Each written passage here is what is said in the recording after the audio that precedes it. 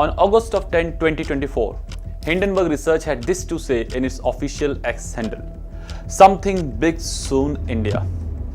Everyone was expecting a new bombshell and was speculating about new target.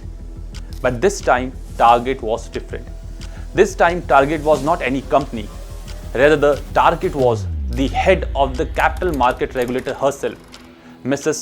Madhavi Puri Butch. Conflict of interest involving SEBI chairperson Madhavi Puri Butch. Hindenburg Adani have not to handle a credibility crisis. The Hindenburg Research Report on the Adani Group. Financial disclosures were properly made and reviewed by SEBI board. Our entrepreneurship is under attack. Why is Chairperson Madhavi Butch not resigned?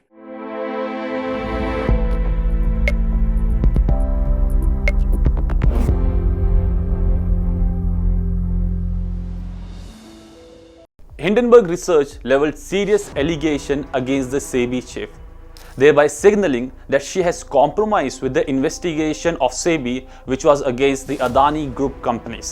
In the current episode of Simplified, we'll see that what are these allegations that Hindenburg has leveled against the SEBI chief. We'll see that how various stakeholders have responded to these allegations. We'll also see that how these allegations or how this new report is related to the earlier report of Hindenburg against Adani Group of companies. And finally, we'll also try to answer the question that whether the Hindenburg research can be trusted or not. Hello everyone, myself Shubham Rathodi. In the follow-up post on 11th of August 2024, Hindenburg specified 3 allegations against the SEBI chief. The first allegation was with respect to her holding a stake in Global Dynamic Opportunity Fund. This Global Dynamic Opportunity Fund is an offshore fund and, as per Hindenburg, has invested in various Adani stocks.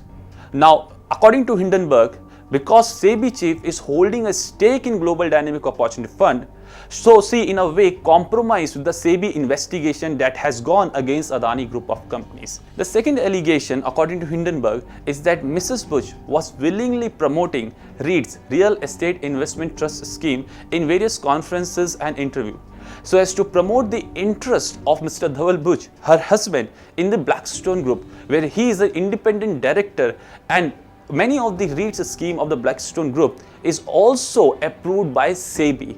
So that is the direct accusation on SEBI chief by the Hindenburg Research. The third allegation is with respect to the Agora Private Limited. Now, Agora Private Limited, according to Hindenburg, is a shady financial advisory company. This company, according to Hindenburg, is controlled by Mrs. Butch and her husband.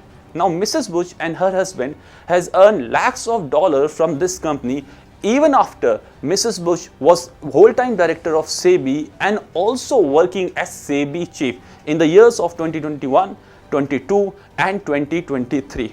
So Hindenburg in a way is signaling a situation where Mrs. Butch, who is SEBI chief, is acting both as a player in the game and also as an umpire. So by leveling the third allegation, Hindenburg was signaling to a situation where Mrs. Butch was acting both as a SEBI chief and also as a player by acting as a owner of the financial advisory company. The allegations were really serious and therefore were responded by all the stakeholders.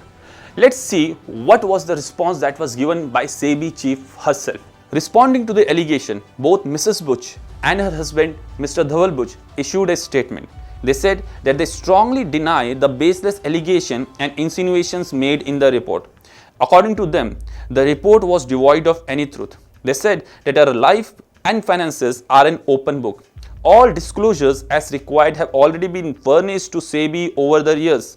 According to them, they have no hesitation in disclosing any and all financial documents, including those that relate to the period when they were strictly private citizens. So they, in a way, were very clear that they had nothing to hide. Now let's look into the official statement issued by the capital market regulator, SEBI itself. Now the SEBI statement reads that investors should remain calm and exercise due diligence. They asked the investor that they should assume that Hindenburg Research may have short positions in the securities covered in the report. They said that it should be noted that relevant disclosures required in terms of holding of securities and their transfers have been made by the chairperson of SEBI from time to time, and the chairperson has also recused herself in matters involving potential conflict of interest. So according to the SEBI statement, SEBI has very much abided by the principle of integrity and have always acted so. Now this report was very much a politically ripe fruit, and therefore opposition started jumping its gun.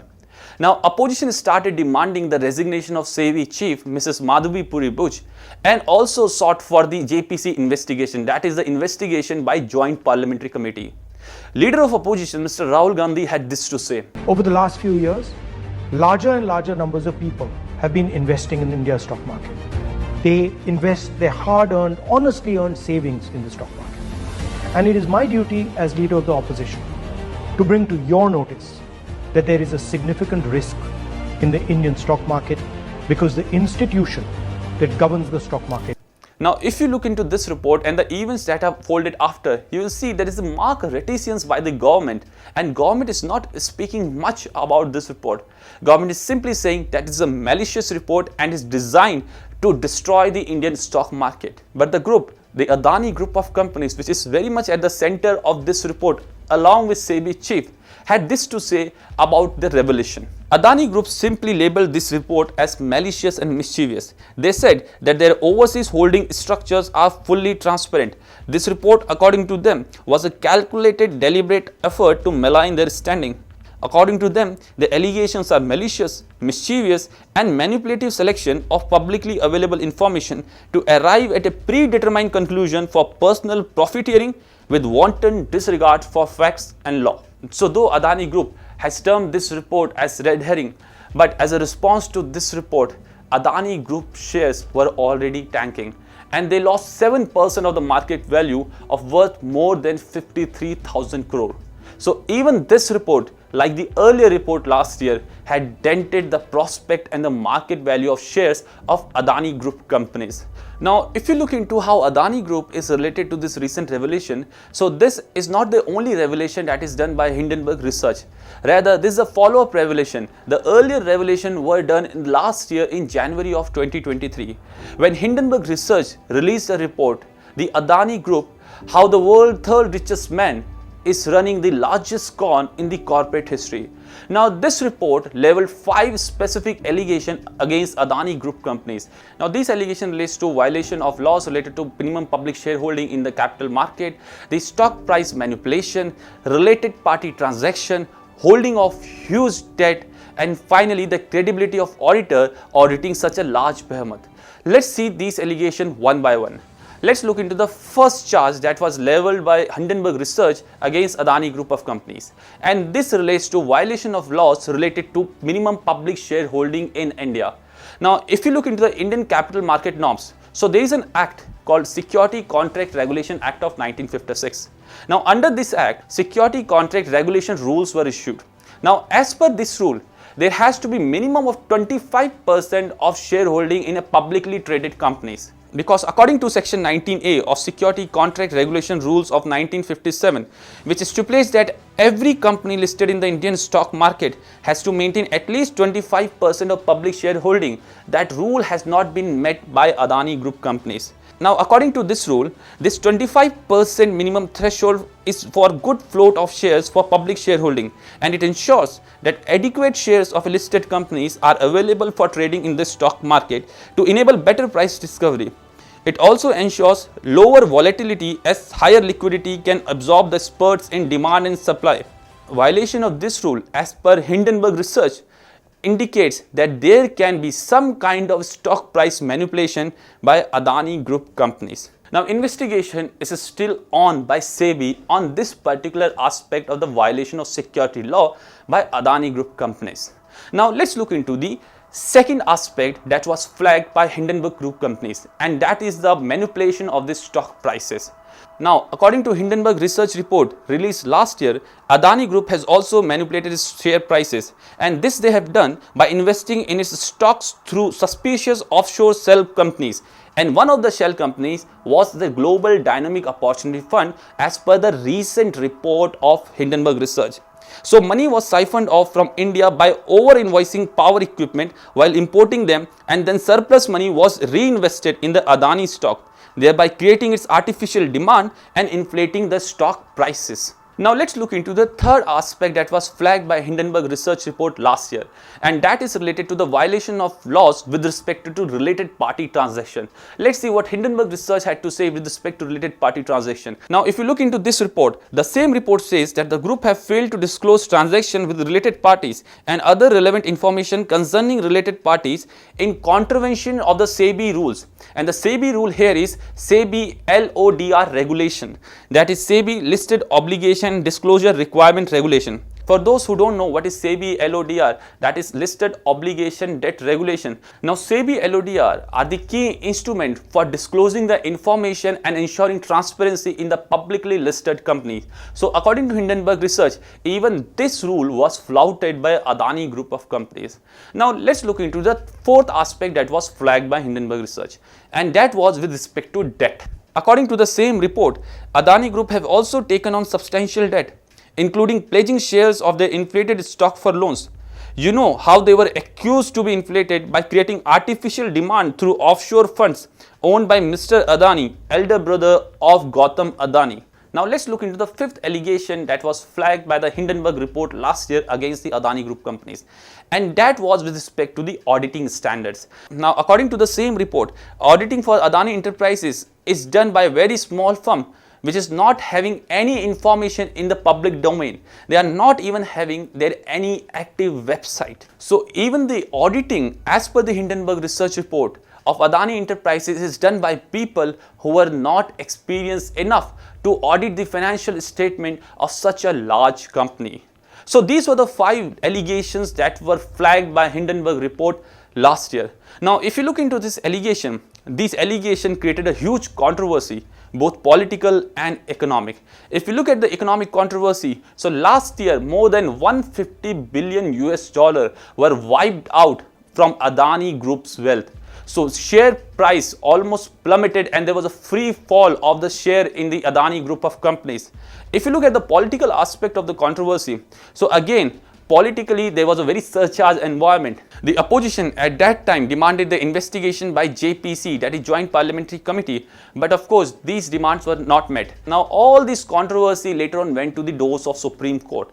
Supreme Court constituted a committee, an expert committee chaired by Justice Abhay Manohar Sapre. At the same time, Supreme Court said that SEBI should have an independent investigation into the same case. So SEBI was doing one investigation and another investigation was done by an expert committee which was to report to Supreme Court. Now this expert committee which was set up by Supreme Court had its very broad mandate. So they were discussing things other than the current controversy that was going on. The remit of the Supreme Court committee was to provide an overall assessment of the situation, including the relevant causal factors which have led to the volatility in the stock market at that time, to suggest measures to strengthen investor awareness, to investigate whether there has been regulatory failure in deciding the alleged contravention of the law pertaining to the security market in relation to the Adani Group companies, and also to suggest measures to strengthen the statutory and or regulatory framework for the protection of investors. So the remit was beyond the investigation into Adani Group companies. We will focus only on that aspect that relate to the regulatory failure of the SEBI to find out what was going on in the Adani Group companies. Now for this particular aspect, this committee had various observations. Now they said and concluded that there was no pattern of artificial trading or wash trade. Therefore, the price manipulation in stock prices cannot be proved. With respect to the related party transaction, they said the investigation is still going on. Now the committee said and observed that there was no regulatory failure from the Security Exchange Board of India in tapping the problem that was going in Adani Group companies. At the same time, they observed that there was no manipulation of the stock prices in the Adani Group companies. But with respect to the minimum public shareholding and the related party transaction laws violation, they said the investigation is still going on, and rather the investigation is still going in these two aspects. So there were 24 issues that were investigated by SEBI as per the order of Supreme Court. Out of these 24 issues, 22 are already investigated, but one related to minimum public shareholding and another related to related party transaction laws violation, both are still pending to be investigated by SEBI. So that is something which is still within the SEBI code, and SEBI has still to say that what actually happened in these two aspects that were flagged by Hindenburg Research Report last year. Basis of the various observation and conclusion of the expert committee report, Supreme Court pronounced judgment on this case on 3rd of Jan 2024. Now the Supreme Court said that Adani Group does not need to face more investigation beyond the current scrutiny of the market regulator and therefore refused to transfer the probe into allegation of stock price manipulation by Adani Group to a special investigation team or CBI. The Apex Court also stated that market regulator SEBI was conducting a comprehensive investigation into the allegation and its conduct inspires confidence to the Supreme Court. In August of 2023, similar kind of alleged wrongdoing was highlighted by NGO Organized Crime and Corruption Reporting Project, that is OCCRP, and Supreme Court dismissed that finding too. Even the review petition in the case was rejected by the Supreme Court, giving a sigh of relief for Adani Group. But interestingly, Supreme Court in the same judgment directed SEBI and government to investigate into the conduct of Hindenburg Research Report and whether its taking of position as short seller have really damaged the prospect of small investors in India or not. And if that is proved, then to take suitable action against Hindenburg Research. So now in the court was not the Adani Group or SEBI, but rather the Hindenburg Research. Now what is this Hindenburg Research which we are discussing again and again and has created controversy since last 1.5 years in India?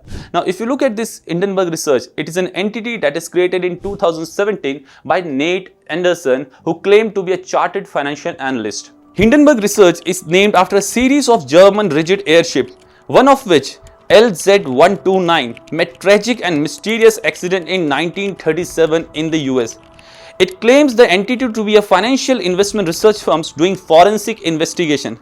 Earlier, it made a similar kind of revolution even in case of Nikola Group and Twitter when it was about to be bought by Elon Musk. More importantly, it described itself as activist short seller. That is, it takes short position and make money by making such revelations. So you can see, though Hindenburg is describing itself as activist short seller, but describing itself as activist short seller does not discount the fact that at the end of the day, Hindenburg Research is a short seller, which is just aiming to make profits by doing such kind of revelation. Now let's look into the question that what these short sellers are and what is short selling. Short selling is simply a financial market strategy, and the person or entity doing such kind of short selling is called short seller. Now let's take the example and understand how short selling is different from the conventional financial market strategy. Now whenever as a person or as an investor we are entering into the financial market, we are entering with an expectation that the price of the share that we have bought will rise. Now let's suppose a person A has entered into the financial market. Now the person A is buying share worth ₹100. Now as the share price will increase, the prospects of the profit of that person will also increase. So let's suppose the share which was bought at ₹100 per piece increased to ₹120 per piece. Now let's suppose the person bought 1000 share of that. So he invested 1000 into 100, that is 1 lakh rupee in that particular share. Now when the share price has increased from 100 to 120, let's suppose he is willing to sell those shares. Now the person has sold those shares at 1,20,000. Now 1 lakh rupees were invested and 1,20,000 was the price at which the shares were sold. So in a way the person is able to pocket the profits of 20,000. That is the conventional financial market strategy. But how short selling is different from this conventional financial market strategy? Now short sellers are working on a completely different strategy as compared to the conventional player in the financial market. Short sellers are working on the basic fundamental assumption that companies' stocks are overvalued. And if the company's stocks are coming down or are brought down by releasing of any information in the meanwhile, then the short seller will be able to pocket the profit. That is the strategy that is adopted by a short seller. Now let's understand this short selling strategy through a particular example. Let's again suppose A is again entering into the market. Let's suppose instead of buying shares this time, A is borrowing 1000 shares from a particular broker. Now these 1000 shares which are borrowed from a particular broker on a basis of commission now is being sold by A at a market price to B. Let's suppose the price was 100 rupees. So these shares was sold at 1000 into 100, that is 1 lakh. But these were not owned by A, rather these were borrowed by A from a particular broker. And by the end of the day, these shares have to be given back to that broker so as to square of the position. Now what A will do? Now if suppose there is in meanwhile, there is some kind of information or some sensitive information is created in the market with respect to that particular stock, which was borrowed by A from the broker. And if due to that particular information, the price of the shares are coming down from 100 to 90. So what A will do, A will buy these shares, 1000 shares from the market at 90 a piece, that is 1000 into 90, that is 90,000 rupees, give it back to the broker and then pocket the rest of the profits, that is between 1 lakh and 90,000. So here A has made profit with the reduction in the price of the share. So this is completely different to the earlier example where A was earning profits through increase in the price of share. And this kind of strategy where a particular person or entity is making profit through reduction in the price of share is called short selling. And the person doing such kind of tricks is called short seller. And the company on which this is done, is said that the company is shorted by a short seller. So this is short selling strategy, and Hindenburg Research is at the end of a day is the short seller. Now let's try to answer the very important question. Can this foreign entity called Hindenburg Research be trusted? Now let's try to answer the very important question. Can this foreign entity called Hindenburg Research be trusted or not? Let's start with the allegation that they have leveled against SEBI chief. Now, if you listen to the industry expert, they are simply brushing aside this allegation. They are saying that these allegations have been simply leveled against SEBI's chief so as to create sensitization in the market and so as to make profit out of short selling of Adani stock. Now, if you look into the industry experts, they are simply saying that there is nothing strange in SEBI chief's actions, as it is common practice among overseas Indian to seek domestic exposure through such investment vehicles. And investing in offshore fund being portrayed as having a stake in the fund is just to create headlines by Hindenburg Research. More importantly, Bush have said that these investment decisions were made 2 years before the appointment as SEBI director and when they were private citizens living in Singapore. Importantly, the investment that was done by them as per their records was redeemed in 2018 and never involved Adani group companies. Now let's look into the second aspect. As per the Supreme Court directive, SEBI and the government were directed to investigate the Hindenburg Research. In pursuant of that direction only, SEBI issued in June 2024 a show cause notice to Hindenburg Research. Now many people are saying and many experts are also claiming that this kind of revelation by Hindenburg Research is just to scuttle those kind of investigation and show cause notice issued by SEBI to that particular firm. Also, mind you that Supreme Court has already cleared SEBI and Adani group companies from any kind of investigation. Supreme Court has already reposed faith in SEBI and given clean chit to it. So the latest report now questions even India's judicial institution and its fairness. Now the question should be, shall we always start with prejudice and doubt every time our own regulator, investigative agency and courts and accept whatever is told by foreign-based so-called research and forensic company? That should be the important question to ponder about. And at the end of the day, Hindenburg Research is a self-declared short seller. One of their primary objective is to earn money by short selling. So can we trust a person or entity which is revealing such kind of already publicly available information in a particular order so as to create sensitization in the market and then earning money out of that? That is the next question that we should seriously ponder about. That is the most important fact that we should never discount whenever we are analyzing the events that have been brought forth by the Hindenburg Research. Now in this whole controversy, financial market were very much at the center. So in the course of the episode, we have discussed many things about financial market. But financial market is not the only place to go and invest in. Rather, there are also many alternative kind of assets like gold. where even the government and central banks have always shown their interest to invest. If you want to know more about the gold, you can check our Great Gold Story link in the video. Now this Hindenburg saga is not going to end soon. It is going to get played in both economic and political battleground in the coming weeks and months. But for the time being, thank you from my side. Keep watching. We'll meet again with yet another episode. Till then, goodbye.